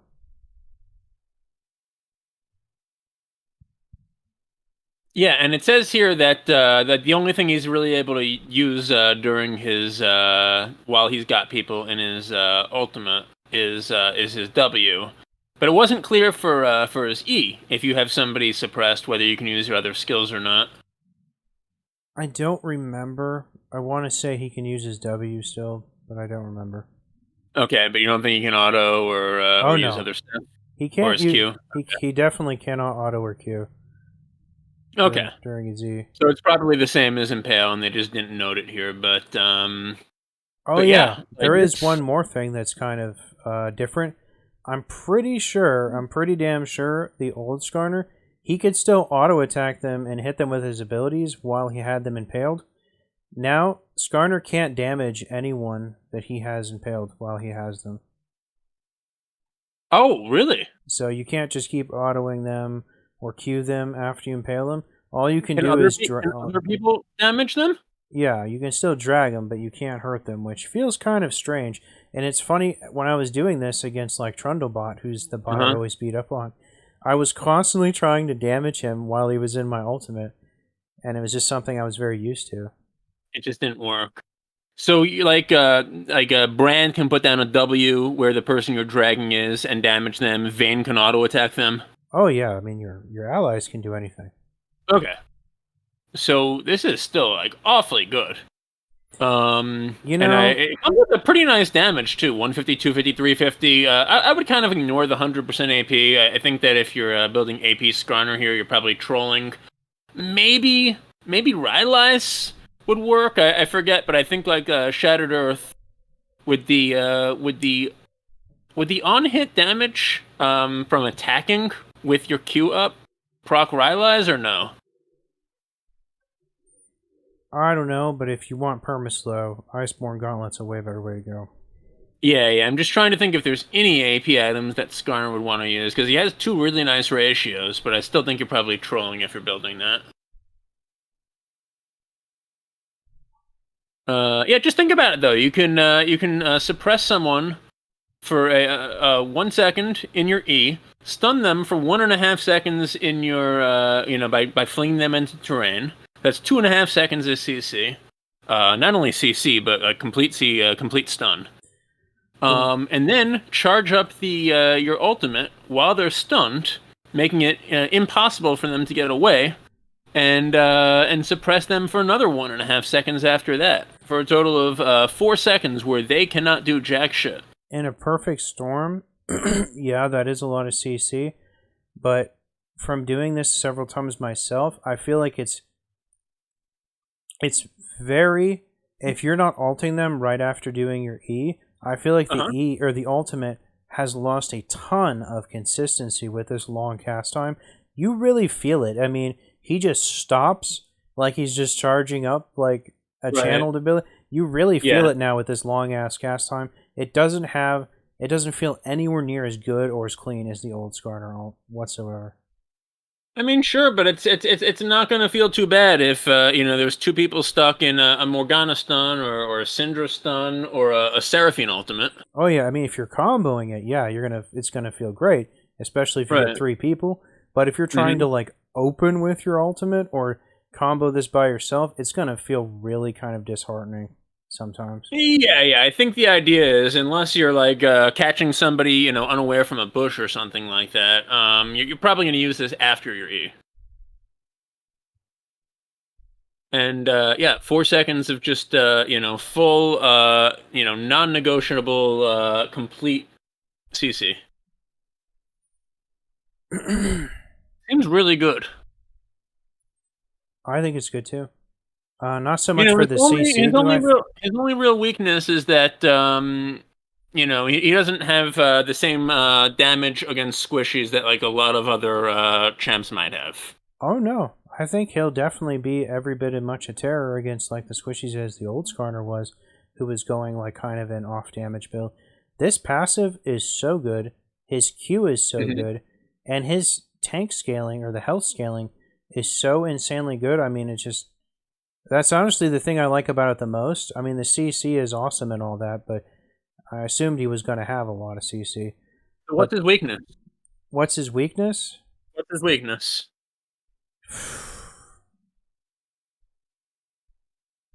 I feel like low damage except tanks is his weakness, and besides that, I can't think of anything. He has great escapability. He has very good catch. He's super tanky. He has Well, incredible CC. I guess the one thing is before he could get movement speed for free just by popping his W, and now he only gets it if he grabs somebody. I'm So, not saying why is he worse than, or in what ways is he worse than the old one. I'm saying in the larger sense of the game, what is his weakness? well, as a melee champion, he's always going to be kited to a certain degree, I guess. Uh, But no, I think this Skarner is better yeah, than the old Skarner. yeah. I guess I you're saying like if he's going against Ezreal, how is he going to catch him the first time to get all the CC off? I just think his his E just goes so far that Yeah, I mean, probably like won't even if matter. Ezreal blinks over a wall, right? Skarner chases him, and then what is Ezreal going to do after that? I don't know, man. I see a lot of Iceborne gauntlets and Heartsteals in this guy's future. Does he need Iceborne? He's already creating an area with a zone where he slows you. Dude, if you're a sticky champion, you just want Uh-huh. to be more sticky, man. Plus, I think you can do it on yeah. his first Q, and then his third Q, and then his W. You could do it after you E someone because you can time the Sheen after all of his effects and have all these free slip. I mean, he'd be so good with the Sheen items still, just not as good as the old one because the old Skarner was The other silly. one, yeah, the Q was on a 2-second cooldown, Yeah. like level 1. That was silly, but this one's still super good. I mean, the Q's on a short enough cooldown to where you'd be able to get a second slow out of it super consistently. I think it'd be really good on him. I think it would make him super obnoxious and hard to get away from. Do you think he'd be a good support, or would he need more gold? Well, here's the thing. I feel like if he was brings the CC, and then he could bring Blood Song as his, as a Sheen item as well. Go on. I feel like he'd spend a lot of time doing his Q and then not auto attacking, and then doing the part where he waits and then shoots the Q instead of autoing with his Q. That'd be like his form of harass. Now, as for the E, yeah, I'm not sure you're going to actually be able to be super consistent with it because one of the problems with his E is, yes, he goes fast, but you have so little time to find terrain after you impale someone that a lot of times I ended up just not being able to complete the effect. And if you're like sitting, if you're sitting in the middle of like a laning phase, like where everyone's standing trading with everyone like normal, it's going to take you too long to get to the bottom wall or the top wall to like achieve the effect. The amount of time that you have is different based on when in your charge you catch them. True, but my experience was you get it's a very short effect is all I'm saying. If you had like 5 seconds to pull it all off, or like 5 or 10 like Nunu or Sion have like 5 or 10. What is this, a double Malzahar ult? But only like 2.75 seconds or whatever you get. That would be the second most ridiculous thing they ever did after giving Aurelion the soul, like the dash on the cooldown of 6 seconds. I always thought Pyke's ultimate was pretty stupid. Yeah, well, I think Senna's stupid, so there. But yeah, I don't know. It really seems like he's a champion without a pronounced weakness. I love how he scales. I mean, I feel like someone on their design team reached into my brain and came up with some of my stuff, because I would definitely come up with scalings like this. This feels like something I would like. Who are some of the? I mean, I'm thinking like just for like the shits and giggles, like putting Malzahar in the same team as him. But like, genuinely, who do you think might be some of the best champions that could maybe like not only like take advantage when targets are impaled, but also set up the triple impale for him really well? If he was supporting or just in team fights generally? Yeah, let's just say it's a Skarner jungle. I mean, who do you want on the team to set up for? I think you'd probably want Orianna, because you'd be guaranteed to get them in that thin line that his ultimate turns into. Oh, Orianna would be really good, yeah. Something you might not have picked up on is when he initially casts his ultimate, the cone is merely the damage component. When it thins into the short line, those are the people that get grabbed. So they have to be in that thin line at the end of the channel to get grabbed. And this is actually took me a couple times to realize what exactly was happening when I was doing this. So only the damage component is the cone. So you'd want someone who would clump the champions together. So that's why Orianna immediately comes to mind. Something like that, you know? Yeah, so anybody who's originally in the cone can be suppressed, and as they're pulled into the middle, or there's like a second line that you have to basically hit the sweet spot in order to suppress them. The way it felt like in the game is if they're in the cone at the end of the channel, they're dealt the magic damage instantly, and then over like a split second, the cone shrinks to a line. And then at the end of the shrinkage, he grabs everyone in the line. So the initial effect is wider than the yoink range. Which so they're kind of like thrown into the middle, almost like an Aatrox W. No. No one is moved. They're only grabbed at the end. It's not like he pushes them all into the center and then grabs them. Uh-huh. Only the damage effect is the wide cone, Oh, okay. which makes it a lot more tricky and wildly inconsistent compared to his Weird. old form. Yeah, so Orianna seems like she'd be really good. Maybe if he were a top laner, like having like a Zac jungle would be really good to pull two people together. Set seems like he'd be really good on the other end, where if you do have a few people suppressed, like Set can so easily just wind up with his W and nail them. Like, if you're looking at the Impale numbers, maybe this Uh-huh. will make more sense to you, but look at this range and width thing. I feel like that's saying more than I'm explaining. Yeah, I am looking at that, and it's two different trapezoids, or they describe it as a bigger width and a smaller width. Yeah, picture's worth 1,000 words, right? Yep. Anyway, he seems like a pretty cool champion. I worry about the balance of having a champion that is not only so tanky but can suppress people for this long. But if it's as difficult as you're saying it is, maybe he ends up not even being that popular. Oh, no. You No, know, I think he'll definitely instantly be like a consistent staple just by like the simplicity his kit and his beautiful like scaling and how good his passive is. It's going to make sure he's always like does consistent damage. he seems like it'd be pretty fun to play, right? Like there's a lot more to yeah. do than there Yeah. was with the old Skarner. I'll give them that for sure. Oh yeah, he looks a lot of fun. I think the passive is really where a lot of the power is going to be. It is so much consistent damage to That's where not most of the damage is coming yeah, from. Yeah. to not have a static on target cooldown like a lot of these effects like this do. The fact that it can be repeated consistently and not have a static on target cooldown, it seems almost like an oversight, but it's not Yeah. apparently. I think the the Q is very thoughtfully done. The W is fine. And the E and the R, as much as I'm concerned that they may be too much for the enemy, seem like they'd be very fun to use. The E is definitely tricky. I'm trying to do it against a bot, and it's actually hard to do. So it's not easy to grab someone with that thing, and it's even harder to grab them and have a place immediately to get the effect off. Can you imagine trying to go after the Scuttle Crab with that?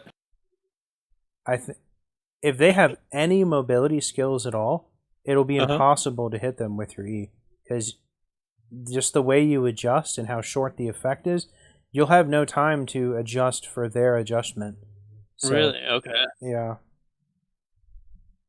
So you have to get them to use their mobility skill first, and then you go after them, and there's nothing they can do. If you immediately have a place where you can collide them with something, it's going to really be kind of situational. The duration is so short, then you need to be able to make use of them as second you get the impale off. You're And making a that's case if for you why can catch them. You're making a case for why he's going to be kind of a high skill niche, probably fairly unpopular type of pick in terms of play rate. There's probably going to be like a lot of Skarner mains out there. Kind of like a Singed or something like that, but maybe better than Singed. I think if you used to enjoy the old Skarner, this one should feel, other than the ultimate not being nearly as consistent, this Skarner should feel some of the things that the old one did. it should feel a lot better to play, because he gained a number of, like, wave clear is the biggest thing, I think. He gained a lot of things that he was terrible at before, and he didn't really lose much other than the ultimate. And this, Right. I think he scales. You didn't lose so any much tools, better. but you're making it like it's much harder. Like even his old stun wasn't that hard to hit, because once you slowed them down, you can run in and Q them a few times, auto attack them a few times, whatever. It sounds like you're making it sound like it's harder for him to do some of the lockdown types of things that he wants to do, and in return, he just has more tools in general. It's just the scaling I can't get over. It's awesome. Yeah.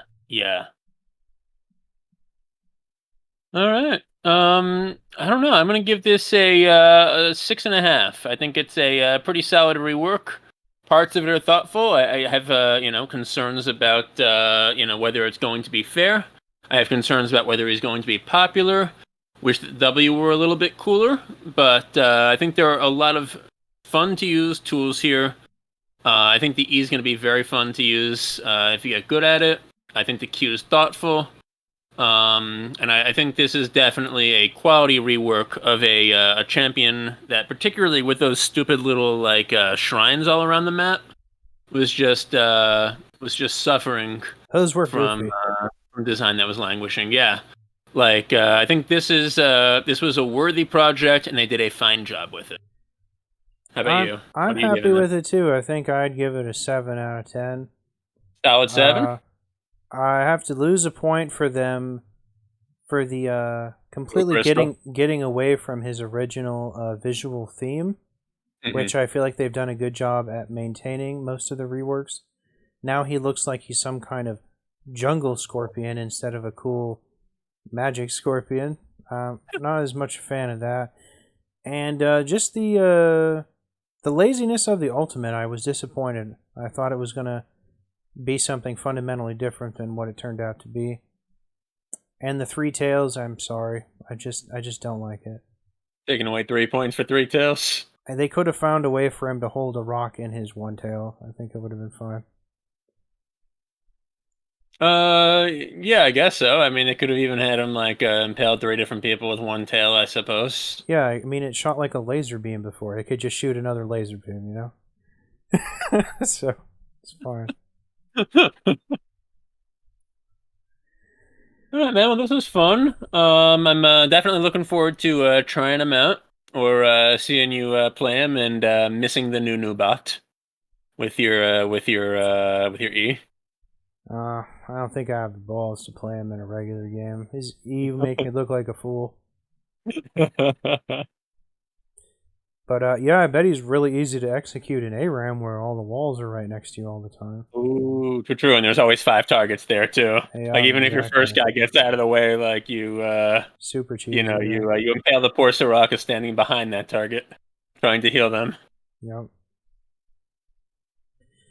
Alright, well that does it for patch 14.7. I wish we could have done this a few days ago when this was a little more recent, but what are you gonna do? That's how shit goes sometimes. Better late than never, right? Yep. Got any else to say? I got nothing else to say. You have a good one, Chrissy. Alright, there is an Elise rework on the PBE right now, so hopefully they'll finish that. I'm looking forward to talking about that. And they're coming up with a way to make Ruans purchasable for melee champs, which is kind of interesting. Oh, that'll be interesting. Yeah. Oh, I think I did see something about that. Yeah, it's kind of weird because there's got to be other targets like standing behind them, and I think they made it like pretty useless for range champs, if I was understanding it correctly. Like they can still buy it, but it's useless. I don't remember the particulars, but I do remember having a couple ideas on some melee people that might be fun with. Oh yeah. Alright, that'll do it. Time to go. See y'all guys later. Whoever the hell watches this crap. Take care.